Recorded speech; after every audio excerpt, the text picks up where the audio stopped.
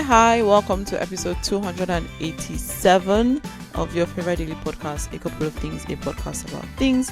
There are only 78 days left in the year, and today I'm going to talk about some more lessons I've learned from baking.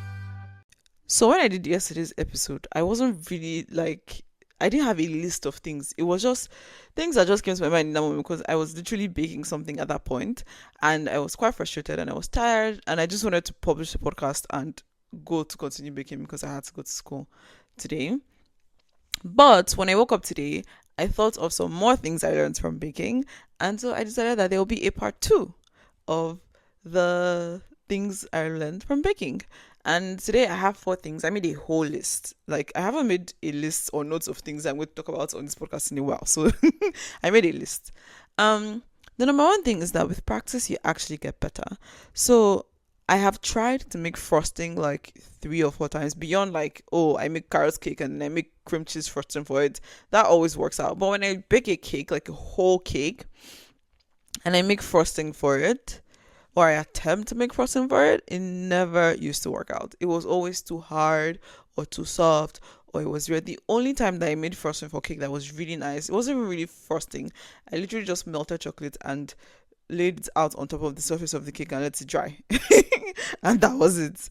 But today was someone's birthday and I decided I was going to bake them a cake. And I was like, oh, I need to do frosting, make it look really nice and everything. Especially because when I was baking it, there was issues. The pan I had originally wanted to use was too large, so I had to just lift everything with the baking sheet into a smaller pan that was a different shape, and the cake came out looking very funny. So I was like, definitely need to frost this. And finally, you guys, I made frosting that worked. It was perfect. It was the right consistency. And it was more than enough. It was easy to spread. It was easy to shape. It was beautiful. And according to the reviews, it was delicious. The cake was also very delicious. So yeah, with practice, you do get better. Again, we know these things sometimes mentally, but we forget. And then something happens and reminds us that we literally, with practice, you do get better.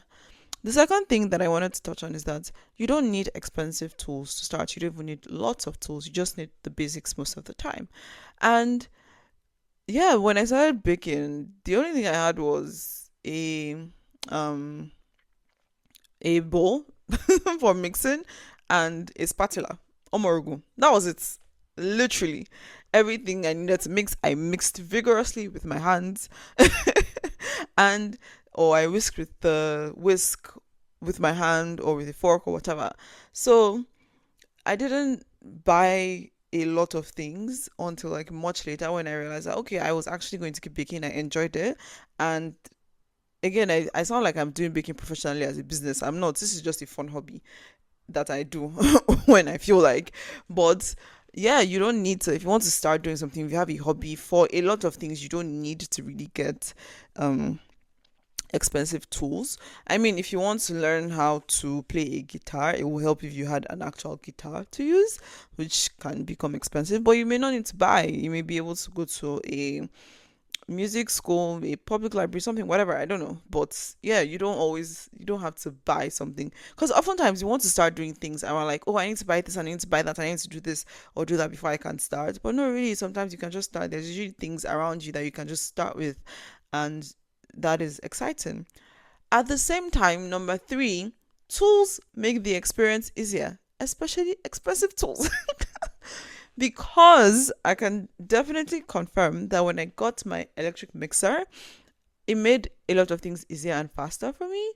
And something else that I struggle with often, especially when I use the electric mixer, is how, especially when I'm mixing like butter and sugar, how everything just starts flying around. It's very, very infuriating. And yesterday, I was so frustrated. I started actually Googling KitchenAid mixers, or just like stand mixers that everything's in the thing and things don't fly out, because I was so frustrated. But then I found a workaround, which goes back to you don't actually need expensive tools. I just needed to use a deeper bowl than I was using. The bowl I was using was too shallow, so everything was flying out, but I just needed to use a deeper bowl. And luckily I had one on hand. And so instead of buying a KitchenAid, which is quite expensive, I can just buy a stainless steel deep bowl because the one I have is plastic, and baking doesn't always really go well. But yeah, so sometimes you don't need tools, but sometimes having the right tools makes the experience much faster, much easier, and much better. And then number 4, and most importantly, there's nothing Jesus can't help you with. I'm not kidding. A lot of time when I'm baking and things seem to be going haywire, I'm like, hey, God, I beg. Like literally, I'm actually saying, I know I'm saying God, I beg now, but I'm actually saying a literal prayer, like, Holy Spirit, please help me in this situation. I don't know what's going on. This is not looking like how they said it should look like in the video. So, what am I doing wrong? What do I need to do? And a lot of yesterday when I was baking, I got frustrated a lot because so many things were not going right. But every time I would take a breath, I'm like, Holy Spirit, please help me. Like, I'll just have an idea and it will work. Like, so yeah, there's literally nothing that Jesus cannot help you with. Everything. Just give everything to Jesus, no matter how small or big it seems. Jesus is ready to help. And then something I talked about yesterday, but I didn't really flesh out, was about almost everything is salvageable. And even if you make mistakes, even when I, like yesterday as well, there were some things that I was afraid to be honest, because this was something I was doing for someone. I had promised them that I would do this for them for their birthday, and I really wanted this to go well, and I was really afraid that this is not going how they say it should be going. But at the end of the day, it was salvageable. And there was one time when I was trying to bake 2 giant cookies, and then when it came out of the oven, it was one big mash of a cookie.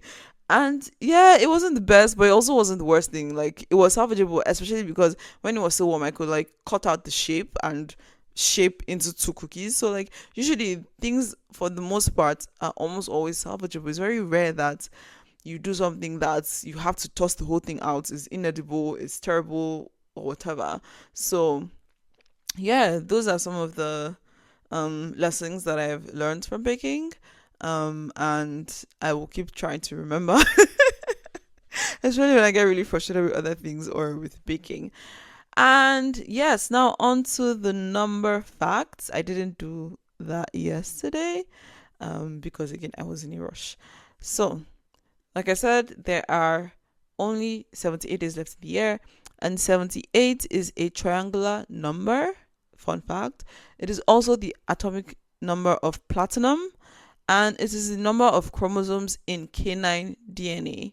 And it is also the total number of gifts in the song The 12 Days of Christmas. I actually always wondered about that. Like, when you count all the gifts together, how many are they actually? And so now you know, if you were like me and you were wondering, it is 78 gifts in the song The 12 Days of Christmas. And then on Today in History, everything I was saying was so depressing and so sad. And I was like, what's going on? But then I found a very cute, fun fact. On October 14 in 1926, Winnie the Pooh made his first appearance in the world of literature. Isn't that so adorable? So literally, today is Winnie the Pooh's birthday. And that's it for today. Thank you for listening. Thank you for listening to today's episode of A Couple of Things. If there was anything you found interesting or insightful, or you enjoyed the episode, please do share to someone or multiple people. Like, leave a comment, and definitely do subscribe and all the nice things. Bye.